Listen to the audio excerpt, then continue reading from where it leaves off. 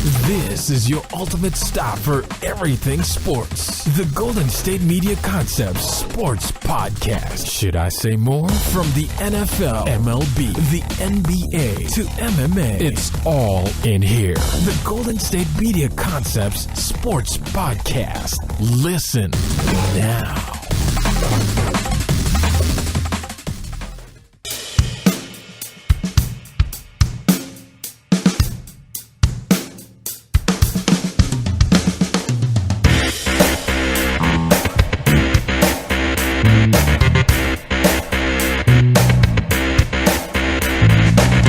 Thank you for listening to the Golden State Media Concepts Sports Podcast, where we discuss all of the wide and fabulous news in the world of sports. My name is Ben. And I'm Anthony.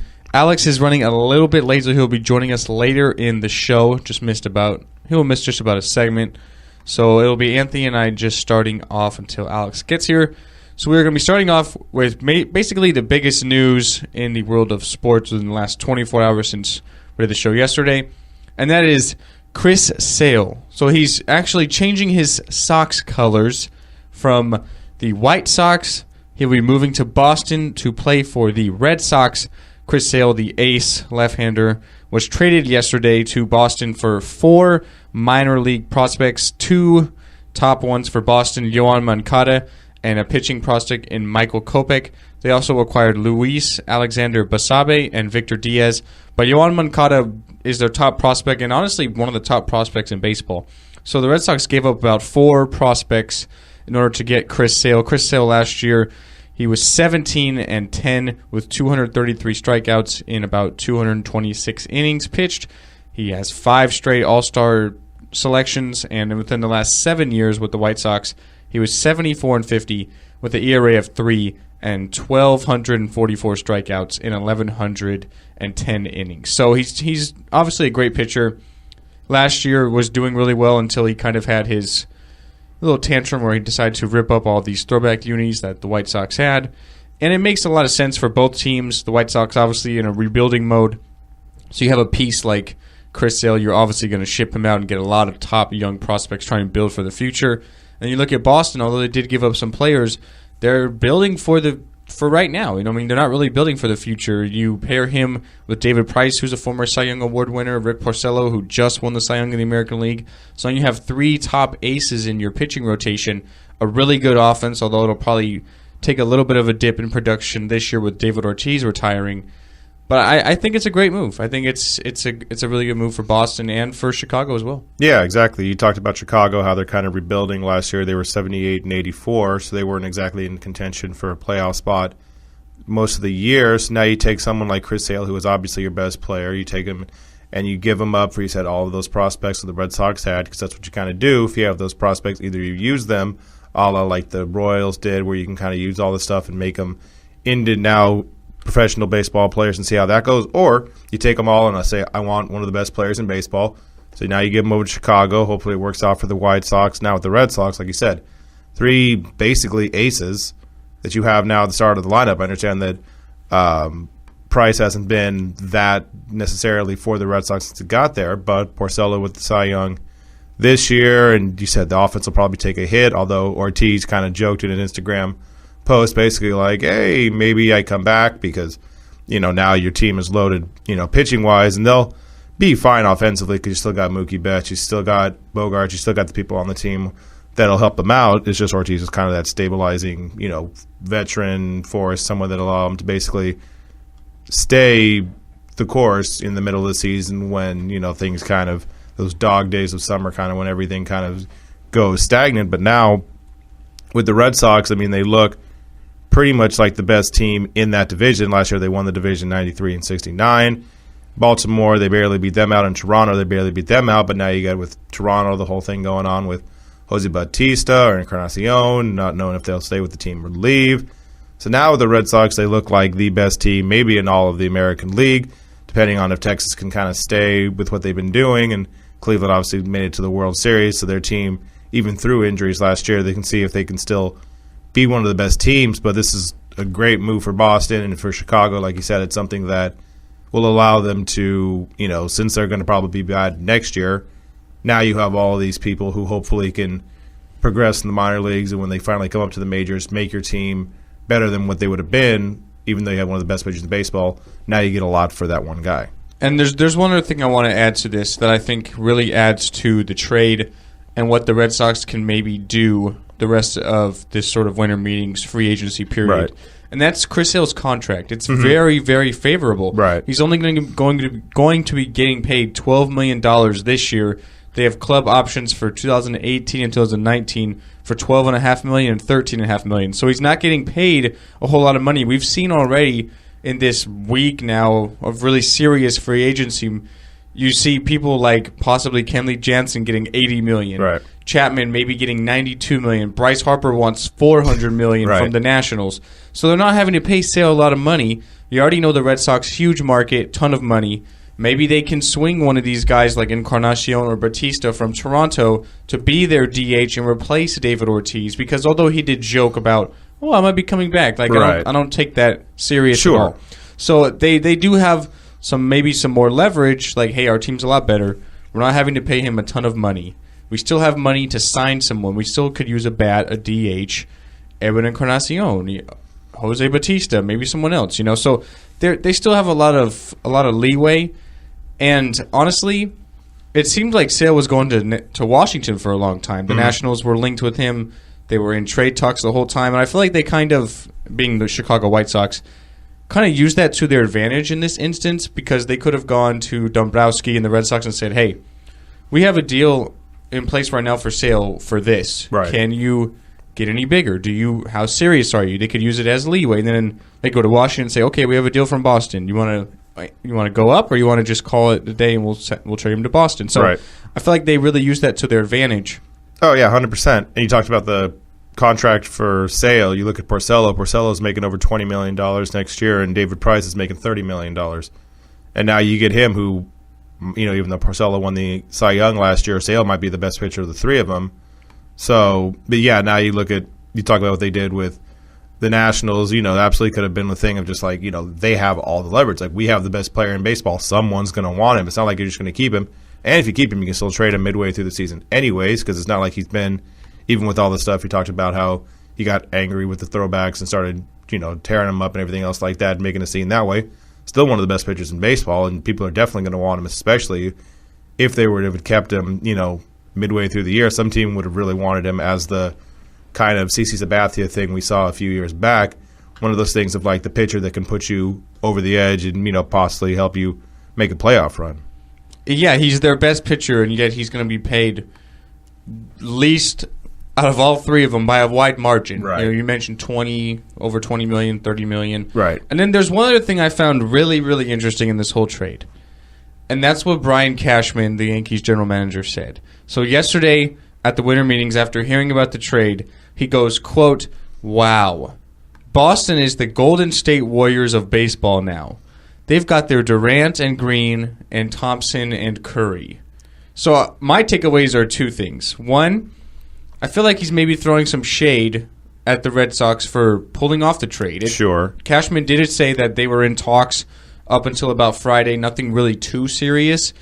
Obviously, they have a ton of prospects that they got within the last few months now since they traded Chapman and then traded Beltran, Andrew Miller. So they have a ton of prospects that they could have given up, and they did not decide to do that. So there's nothing wrong with that.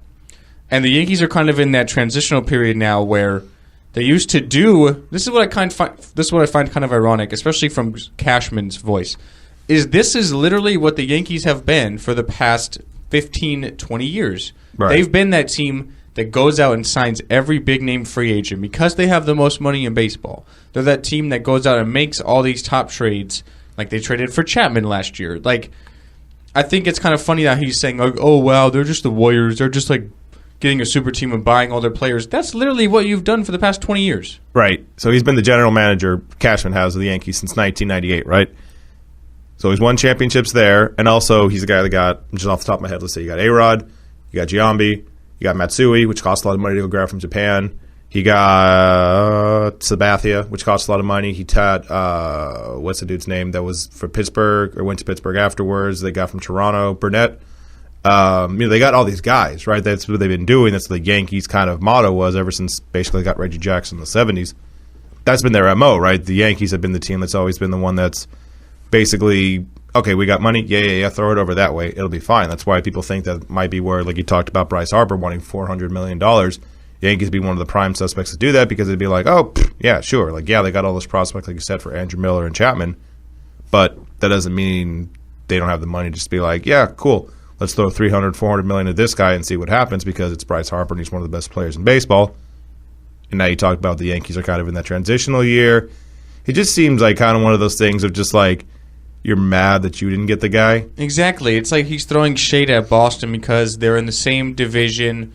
They're going to be playing each other all throughout the year. They have the biggest rivalry in baseball, if not maybe you could say the Dodgers and Giants. But I feel like the Red Sox and Yankees is bigger. You know what I mean? It's like, oh, well, like they're like the Warriors now because we didn't get them. But because you've been doing the exact same thing. You've been that team for the last 20 years now. And it's like, really, man? Like, I thought that was kind of childish and kind of silly. Oh, I get it, though. People are petty. Like, people are just petty in nature. And he just sees that and he's just like, we wanted Sale. Why couldn't we get Sale? They could have had Sale. I mean, they have more prospects than any other team in baseball. Yeah. It's a matter of not wanting to give them up. And I really don't blame them. I think the Yankees are in a good position. I think they're going to be that team next year. We saw it this year. They challenged for a wild card spot all year out with really not much. Right. Next year, you give these young talent like Gary Sanchez, among Aaron Judge, among others, to sort of have another year in the system and get ready and build for that future. So I feel like they're going to be that team next year that maybe makes that jump to like a wild card spot. And the year before that, or the year after that, I mean, they're going to be like challenging for like a pennant. You know they're doing what they did. Said Cashman got there in '98. What they did in like '95, where basically they took all those guys that were in the minor leagues, Jeter, Posada, Rivera, and Bernie Williams, and brought them all up, and that's what let them win all those World Series in the late '90s. Now they kind of do that same thing again, where they have all those prospects that they're going to start bringing up, like you said, over the next few years to hopefully contend for titles again, because that's what was one of them titles in the 2000s. It wasn't grabbing Giambi, it wasn't grabbing Soriano, I think it was a farm system guy, but it wasn't grabbing all those ridiculously high priced free agents. It was all the guys that were in the farm system for them that came up. Yeah, so sort of just to end this here, so Sale now in Boston, they have the three-headed, I guess you can say monster with their pitching, although Price did not have a good first year in Boston last year. So now, how good do we think this team can be? Oh, they can be great, because like you said, even though David Ortiz isn't going to be back for the team, that doesn't negate the fact that they still got Jackie Bradley Jr., they got Mookie Betts, Pedroia still had a good year last year. Their offense is still going to be fine. Maybe it doesn't, last the entire season because, Ortiz kind of had one of those, amazing final seasons, 38 home runs, 127 RBIs, so they'll miss that portion of it. But, like I said, you still have all the other people on the team. They even have the, I think, Biantinini, I can't say his last name, but you had him come up, who was a really good guy in the outfield. So you've got prospects all around, people that have been in the league a few years. I think they'll be fine offensively, and like you said, pitching-wise, they'll be fine. So I think they'll still be, if not the number one team in the AL East, definitely a team that probably contends for a wild card. So I agree. They won the division last year. I could see them competing again this year. I don't think their offense is going to be as good because they did lose Ortiz, which is a huge piece. We'll have to see if they can get a replacement for him. But other than that, you had guys just play absolutely fantastic. Mm-hmm. They scored the most runs in baseball. We'll have to see if they do that again. I don't see them having the same production they did last year, so they'll maybe take a little dip there. And in regards, that kind of takes a dip in their pitching. You saw Porcello go 22-4 with an ERA of 3.15. It's not like he's absolutely shutting the door on guys. He's not giving up a ton of runs. Right. But he's not shutting the door on guys. So you bring Sale in. I feel like David Price has to have a bounce-back year. He's too good of a pitcher to be pitching the way he did last year. So you bring in those three guys. I feel like it's kind of like a postseason move. When you look at the postseason is when you think starting pitching. So I feel like it's a really good move. And I think Boston can be the best team in the American League now. I think the Cleveland Indians are still there because they have such strong pitching. They'll get some guys back like Danny Salazar, who they did not have last year in throughout the postseason of the World Series. So I feel like they'll make a good run at it, and Terry Francona is still a very good manager. But I feel like if Boston can stay healthy, I think they're going to be right there as well. I mean, when you look at the whole baseball itself, you still have to talk about the Cubs, but I think they're just as good as any team in the American League, and this trade makes them a lot better. And to me, the biggest standing point is that Sale is not going to get a lot of money, so they can still pay a lot of other guys in free agency. That's the big thing for me, is that they can say, like, maybe they can be what Cashman is saying, the Warriors, because they already have a very good team. They build Sale, and now you have more leeway because you're not having to spend a lot of money to get that one extra piece to put you atop of the mountain. You know what I mean? So I feel like it's only the beginning for Boston. It's a very good move. And not for nothing, they're getting back Pablo Sandoval. I understand he's been kind of like laughingstock or whatever with Boston because he had those pictures where he, had a big old gut. But, he's somebody that can step in. Obviously, he's not going to replace David Ortiz, but he's someone who can, be a productive player for them, considering, their third base production was fine last year, but he gives you an added element, plus that whole DH part. So they still are getting guys back who, weren't, playing last year as well. All right, guys, we'll take our first break here at the Golden State Media Concepts Sports Podcast. After the break, we're going to be talking some basketball news. Had a certain player for the Wizards with a standout performance last night. And we have LeBron against Phil Jackson. New York will be playing the Cleveland Cavaliers tonight. LeBron making some comments about where he will not be staying at a certain hotel, as well as some things Phil Jackson has been saying that's kind of rustling the feathers a bit. So we'll be back after the break talking some basketball at the Golden State Media Concepts Sports Podcast. Tired of searching the vast jungle of podcasts? Now listen close and hear this out. There's a podcast network that covers just about everything that you've been searching. Hey! The Golden State Media Concepts Podcast Network is here. Nothing less than a podcast bliss with endless hours of podcast coverage. From news, sports, music, fashion, cooking, entertainment, fantasy, football, and so much more. So stop lurking around and go straight out to the Golden State Media Concepts Podcast Network. Guaranteed to fill that podcast itch. Whatever it may be. Visit us at www.gsmcpodcast.com. Follow us on Facebook and Twitter, and download us on iTunes, SoundCloud, and Google Play.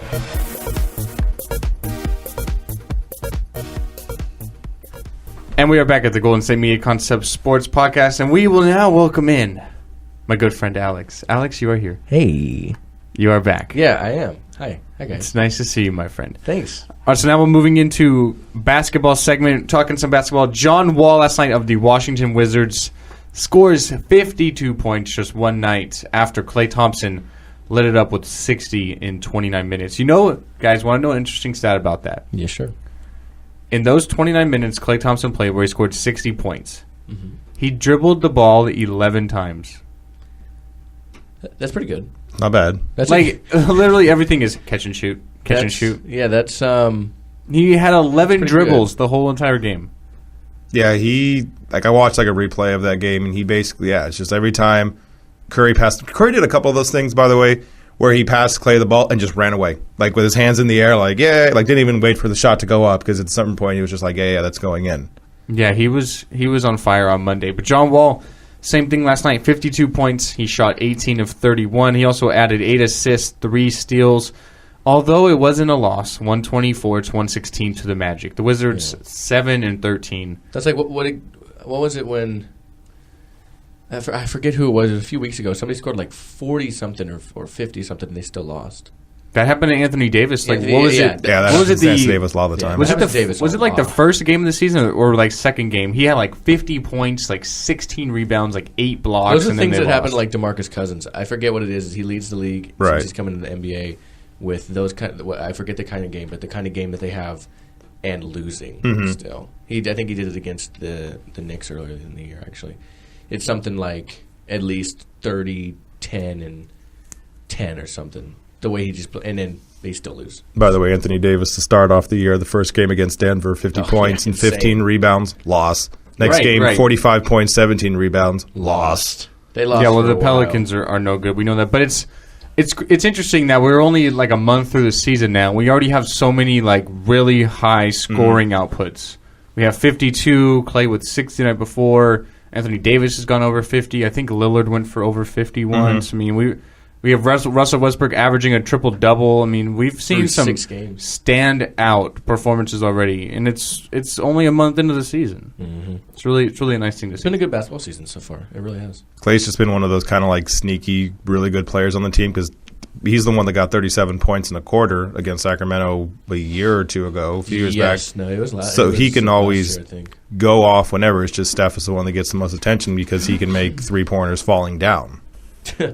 Yeah, he shoots kind of funny.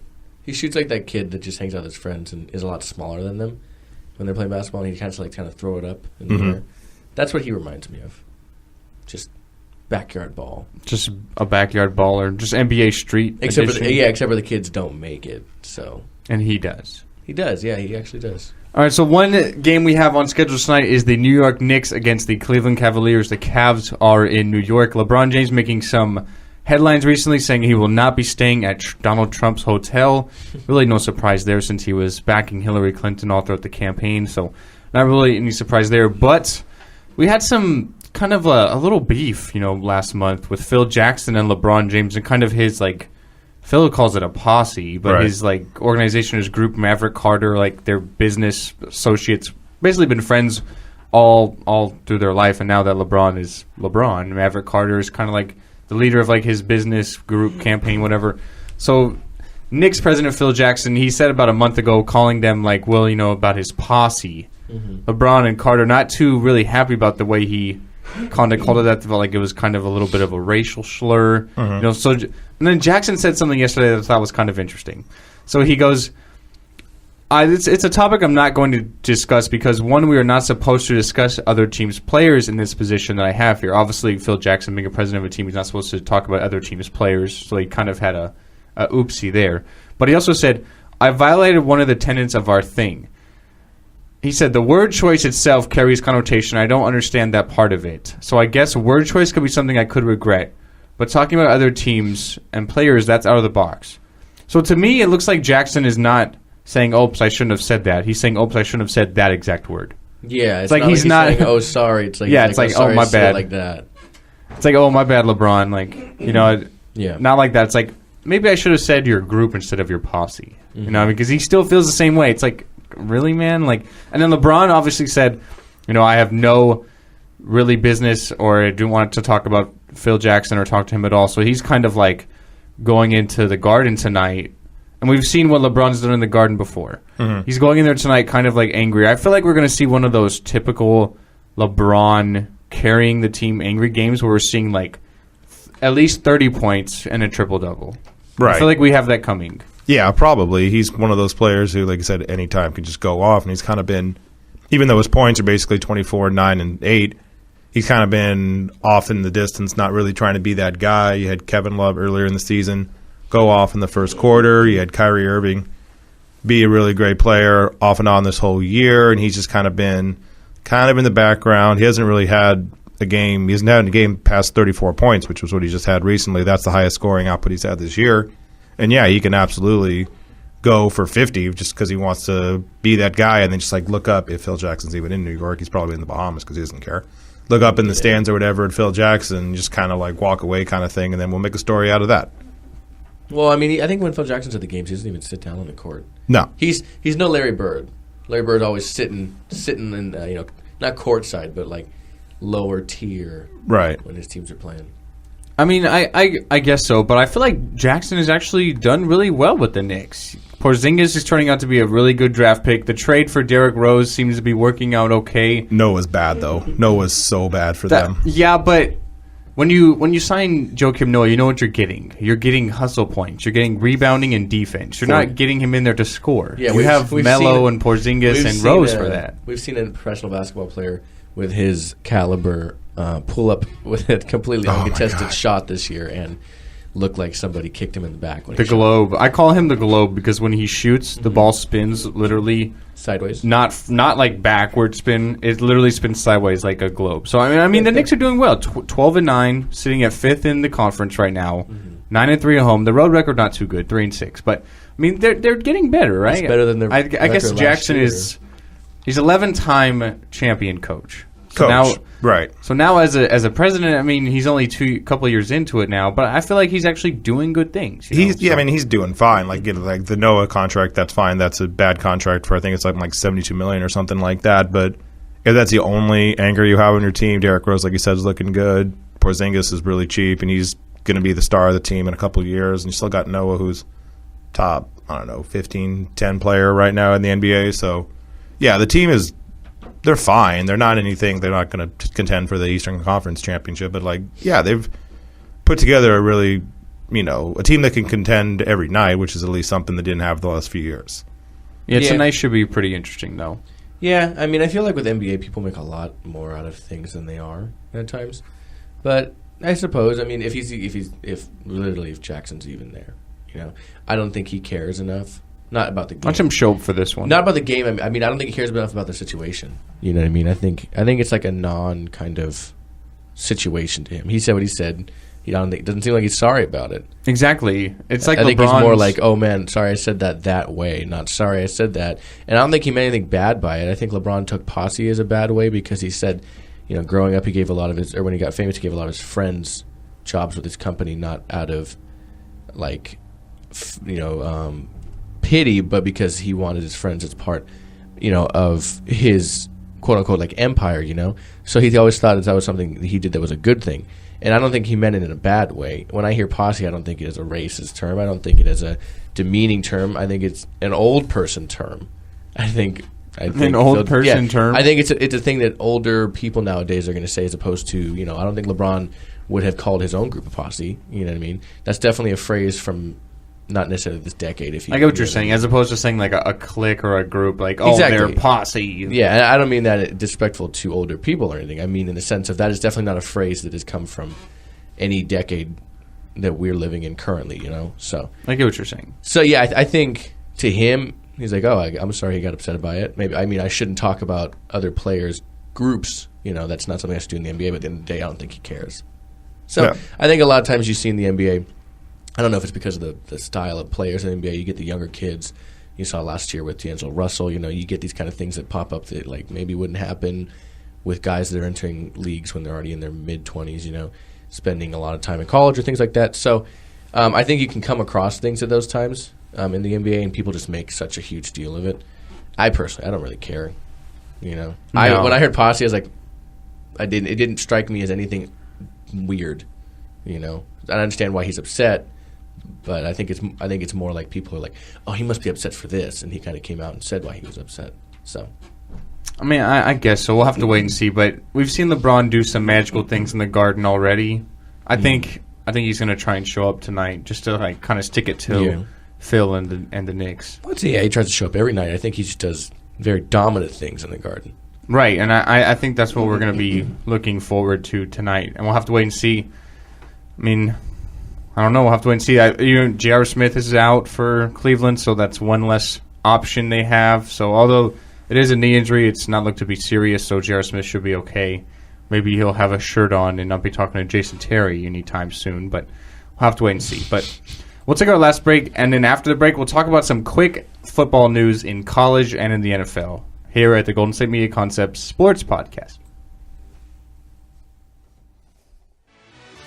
Are you looking for help for your fantasy football team? Check out the GSMC Fantasy Football Podcast. Get today's best advice on who to start, who to sit, even who you should draft. From sleeper picks to red-hot lineups, they got it all covered for you. That's GSMCpodcast.com/fantasy-football-podcast. We'll cover traditional leagues, dynasty, PPR, even IDP leagues. When you need fantasy help, there's just one show to hit up. Don't forget to like them on Facebook and follow them on Twitter. Visit GSMCpodcast.com for more info.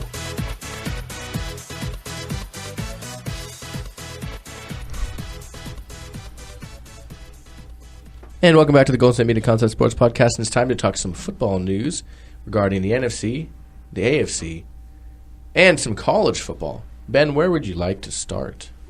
I don't know. Let's start with the college news. All right. So the Oregon Ducks, they've let Chip Kelly go to the NFL. They didn't let him go. Well, he decided to go. Mark Helfrich came in there. He had a 4-8 overall record this year. They were 2-7 in the Pac-12 this season.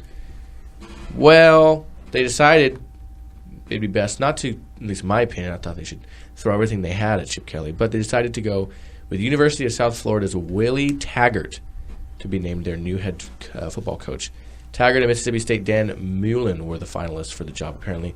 Taggart had been at USF for 4 seasons, increasing his win total from 2 in his first season to 4 and then 8. And then this year he went 10-2 and was the best record in school history. So they got somebody who definitely knows the conference as well. He was an assistant at Stanford from 07-09 and head coach, and then moved to Western Kentucky from 2010 to 12. But he was there at Stanford, and he was a part of the recruiting team that got Andrew Luck there as well. What do you think of this hire, Ben? Is it where you would have gone? I know it's not one of the marquee names out there, but it is a good name in terms of what he's done so far in building his resume. I mean, I guess it's a good hire. 10-2. I guess the other big finalist was Dan Mullen, who coaches for Mississippi State. Mm-hmm. I feel like Oregon kind of not necessarily let Helfrich go at the wrong time, but by the time they let him go, you already had Herman go to Texas. You had a little too late. Right. You had Ed Orgeron still at LSU, so your candidates out there weren't really not like a pool of people to pick from. You know, I mean, there's not a whole lot of guys to pick from. So I guess it's a good move.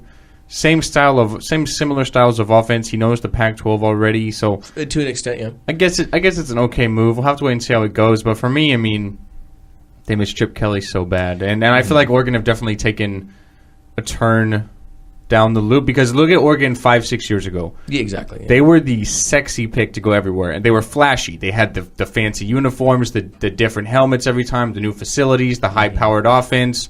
Now every team does that. You see Louisville with chrome helmets and Lamar Jackson running all over the field. You see every team with a different helmet or uniform depending on what week it is or where it is. You know, you saw Maryland do things with sort of like Memorial Day and everything, yeah, so Veterans Day. So it seems like everyone's kind of same thing, yeah. Everyone's kind of doing the Oregon-esque things now. So it's like, why would I go to Oregon when I can do the same thing here? Mm-hmm. Well, so I look at it, and I'll ask you, Anthony. So when they hired him, obviously, like you said, it was between him and it was between Dan Mullen, right? Yeah, Dan Mullen. Yeah. When they hired him, they technically speaking, Lane Kiffin was still on the board. Former Texas coach Charlie Strong. Mm-hmm. Florida State offensive coordinator, Lawrence Dossie, who was a former USF assistant, and then Ohio State's defensive coordinator Greg Schiano, who has coached at Rutgers, and he, in the NFL with the Buccaneers. Right. Now there are bigger names, even Les Miles, but I don't think he would have been a fit there. Because he's definitely a defensive guy. Oregon, no matter what, I think is going to keep that offensive identity.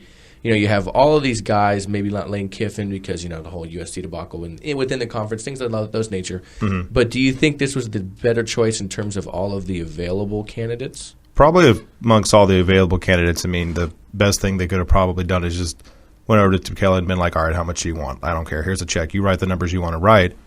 But then he would have been basically leaving the NFL midway through, kind of doing the whole Bobby Petrino thing where he just left the Falcons with a sticky note, and that was a bad look. He didn't want to do that. Mm-hmm. So unless basically it goes all the way south this year with Taggart and they finish 2-10 or something like that, and they fire him, and Chip Kelly's fired after San Francisco this year, it doesn't look like that's going to happen again. I don't think he's going to get fired after this year because it's not like he's losing with his team, Chip Kelly. And it'd be the second straight year that they fired the coach. Exactly. After 1 year. There's no winning formula to that. But as far as Taggart goes, I mean, yeah, he took something like South Florida, which isn't a top team at all. Yeah. And he got it to 10-2, right? And he beat a 22nd ranked team in Navy, so he had a good year, and he was basically one win away from playing for the championship game in the American Athletic Conference. So he's done really well with that school, which is pretty much what you do, right? You kind of build up through the ranks. You never Chip see Kelly before he was at Oregon, I think, moves. was it New Hampshire? Yeah, you never see anybody just all of a sudden, I was talking about Rule yesterday, Baylor's new coach, and that guy started very low, and then he at one point was with Temple, and then left Temple, and he worked his way up through Temple. And Temple's not exactly a big name, and then he went to Baylor. So yeah, I always find that you have to work your way up from somewhere. You never get the big jobs at first. And I agree with you. I don't think Lane Kiffin would have been a good fit. That'd have been so bad. I don't think Charlie Strong was the right fit for. I mean, definitely players coach kind of thing with him, but I think he's a really good coordinator as opposed to a head coach. Greg Schiano, no, he's a defensive guy. Really, I don't know if that quite really works, or even with Chip Kelly and Helfrich the last few years. Those guys are kind of more like really a player's kind of coach, And we saw Schiano. He is kind of that with maybe NFL players, guys that are already full on adults, but with kids, I'm not really sure. And then Lawrence Dossie, I'm surprised he didn't get more, at least a little bit of consideration, having been a former assistant with USF. Maybe he joins Taggart's staff. We'll wait to see because he was formerly an assistant there. So, I'll have to see how this goes, Ben. I think you have a point in terms of recruiting, and I think, Anthony, you have a point in terms of a safer decision in who was out there, to pick. So it's definitely something that we'll have to keep an eye on as we get more towards the offseason and recruiting. All right, let's move to the NFL. We'll start in the NFC. And the Giants, whom played the Steelers this weekend, lost a close game there. At one point it was close. Did kind of pull away at the last few measures down there. But in those last kind of waning, about the second half of the fourth quarter, the Giants' Jason Pierre-Paul did injure himself and injured his groin and required sports hernia injury surgery for his groin and is likely to be sidelined for the rest of the season. It's about a 6-week injury. Obviously, there's only this week included 3 weeks of the NFL regular season left, let alone the playoffs.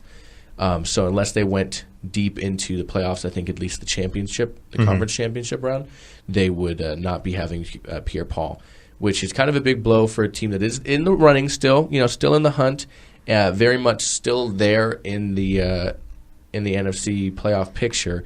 And for a player who's a free agency at the end of this year, he was having kind of a comeback season after the whole hand debacle last year. I think it's kind of a big blow. What do you guys think? I'll start with you this time, Anthony. Yeah, so he, kind of quietly, he had 7 sacks, but he had 5.5 sacks over the last 3 weeks, 2.5 against Chicago and 3 against Cleveland. And, everyone knows about his whole thing with his hand, with the fireworks and everything else like that. But he had either it was a fumble return for a touchdown or an interception return for a touchdown, and he's been quietly getting back to Jason Pierre-Paul-ish things. Maybe not the same thing, but he's been getting back to that point, and now you lose him because you had him and Olivier Vernon on each side, rushing the passer, and sort of trying to recreate those like Giants teams of 2007 and 2011, trying to get back to something like that, and now you lose him for the last few weeks of the season with the Giants. It's going to be a big blow because you got teams coming up, like you got the Cowboys coming up next week. You got the Eagles and Redskins, which are both division rivals, and you want to, even though they have 8 wins, like you want to get to at least 10 wins, and it's going to be hard with the teams that they have coming up. And he's definitely a big blow, gone for the rest of the year. Maybe he comes back for divisional round. Maybe if he can come back a little bit early, NFC championship game. But he's someone who, now that he's gone, a lot more pressure is going to be on Olivier Vernon, and, it's going to be interesting to see what happens. What do you think, Ben? I think what Anthony said is a good point. You talk about the Giants' schedule. They lost to Pittsburgh last week. They have the Cowboys who are on an 11-game winning streak, and then they have Detroit after that, who are playing as good as anybody in the NFC North. So they could be on a 3-game losing streak, and it's not because of Pierre-Paul, but, you're losing a guy like that on your defense, which is not easy. Not good at all. It's okay, but it's not necessarily a great defense where they can replace anyone just like him. It's their best pass rusher on a team that doesn't really provide much anyway. So I think it's not a huge loss. I think if they lost someone on the offensive side of the ball, it'd be a lot bigger of a loss. Like you lose a big wide receiver like Odell Beckham, you lose Eli Manning, something like that, their season's over. Yeah. So it's not one of those injuries, but it's a big loss on defense where I think it just takes away from your pass rush, and which in doing part puts more on your secondary, which is not that great anyway. So I think it's a bad injury, but Pierre-Paul's been a guy who's been injured in the past. So very much. It's not like he's never injured. Yeah, and I was wrong. It's including this week. It's 4 weeks left in the NFL season. Right. I think it's a tough injury at a very tough time because they do have a tough stretch coming up. So that is a downside for that. All right, then let's move on to last but not least. We have in the AFC the Indianapolis Colts, who had a lot of problems, with injuries this year and players not necessarily playing up to snuff, especially on the defense side of the ball. But a team that's very much in the hunt. They're in a 3-way tie, technically speaking, in second place right now in the AFC South with them, the Houston Texans, and the Titans, all at 6-6.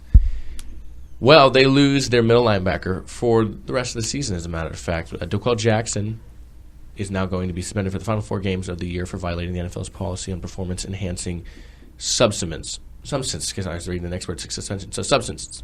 His suspension just adds to what's been a disastrous 9 months for the Colts at middle linebacker Jackson, who will lose about $1.29 million during the suspension. Will only play again if the Colts find a way to win the AFC South and then make it to the playoffs. They did not re-sign their former linebacker, Jarrell Freeman, who's serving a 4-game suspension, and with the Chicago Bears now. And then they thought they had a decent kind of duo with Nate Irving and C.O. Moore. Well, Irving did not make the 53-man roster, and Moore was released after their Week 4 London game with the Jaguars. So, falling apart there in the middle of the defense a little bit. What do you think, Ben? Well, I mean, you lose your best defensive player, at least in the middle part of the field, at least in your front seven. Outside the secondary. So you lose him and kind of like the leader of your defense in a certain aspect for a team that literally needs to basically win out. It's kind of in a playoff situation already because you're not just battling one team in your division, you're battling 2, and you have a big game coming up against Houston this weekend. Luckily, they've swept the Titans, so they have that tiebreaker at least. So as long as they keep winning, it doesn't matter what the Titans do. But yeah, they have the Texans coming up. So you have 4 games coming up, and you're kind of in playoff mode because you don't control your own destiny right now. You know, you have to have other teams lose games. You have to keep doing what you're doing and winning a good win last week against the Jets. But, I mean, you're losing a guy who is kind of not necessarily irreplaceable, but you have to replace a guy that you're not going to be able to easily replace because your defense is not good at all. You really rely on your offense to try and make plays for you and your defense to try and handle the storm, you know what I mean, and try and bend but not break. So it's not going to be easy, but regardless, I don't think the Colts are going anywhere. I don't think anyone in that division, whomever wins, is going to win their home playoff game. I think the division is just so bad. I mean, I just think one of the wildcard teams, whether it be the Chiefs or the Broncos or who knows who's going to come out of that. Steelers, yeah. I think they'll win against that division winner, whoever it is. Yeah, I agree with you. I think it's just tough, you know, especially at this point in the year. You're losing your leading tackler, at least a veteran in the middle of their, you know, the defense. What say you, Anthony? Yeah, so I mean, it's going to be a blow to the team, obviously, but defense has never been exactly their thing the whole year, right? They've given up 26 points, at least 26 points, 5 out of the last 7 weeks, not including the Jets and not including the Titans when they beat 24-17, but you know, offensively is what they're, you know, going to get in the playoffs with. And also, you talked about the battling 2 teams. Yeah, that's fine. The Texans stink. Like, I don't care that there's, you know, that they have a, you know, quote unquote, you know, 6-6 record. They stink, and they're going to play them this week. And then also in the last week of the season, you got the Jaguars. So hypothetically, you can think of those 2 as wins. And then we'll see how they play the Vikings also. See how they play the Vikings. I think the only for sure loss is the Raiders right. in 2 weeks. But then even someone like Tennessee, who they have a winning record against, they have to face teams in the AFC East or AFC West as well. They got to face the Broncos and Chiefs, I believe. So, you know, the whole division is going to run through teams like that they're going to have a hard time beating. And as long as Andrew Luck can basically be Andrew Luck, maybe not what he was against the Jets because the Jets are a really bad defense. Mm-hmm. But as long as they can do that kind of thing, they're going to be fine. Jackson, yeah, that obviously hurts them. I'm not saying that doesn't hurt them, but I'm saying considering the defense was never the thing and considering the other teams in the division that they're fighting, I think they can still be fine, you know, without him. Yeah, I definitely agree with what you mean. I don't think it's a blow, but I mean, yeah, like you said, in all full reality, how much of a blow is it really to a team that probably isn't really going to go all that far, you know? Mm-hmm. So I understand you there. I agree with you. I'm glad we're on the same page, guys. Me too, my friend. Excuse me. All right. Well, I believe it's time to get going. If I'm not mistaken, I'm thrown off a little bit today.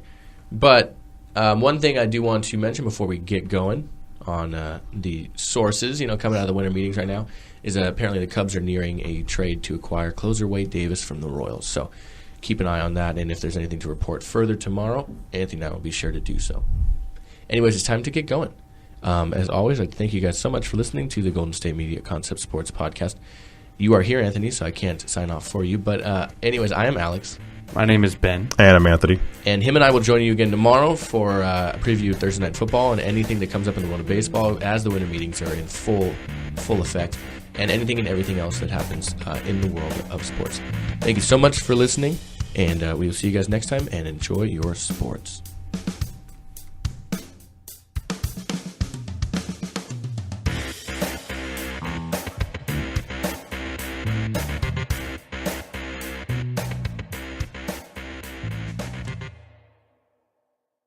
You've been listening to the Golden State Media Concepts Sports Podcast, part of the Golden State Media Concepts Podcast Network. You can find this show and others like it at www.gsmcpodcast.com. Download our podcast on iTunes, Stitcher, SoundCloud, and Google Play. Just type in GSMC to find all the shows from the Golden State Media Concepts Podcast Network, from movies to music, from sports to entertainment, and even weird news. You can also follow us on Twitter and on Facebook. Thank you, and we hope you have enjoyed today's program.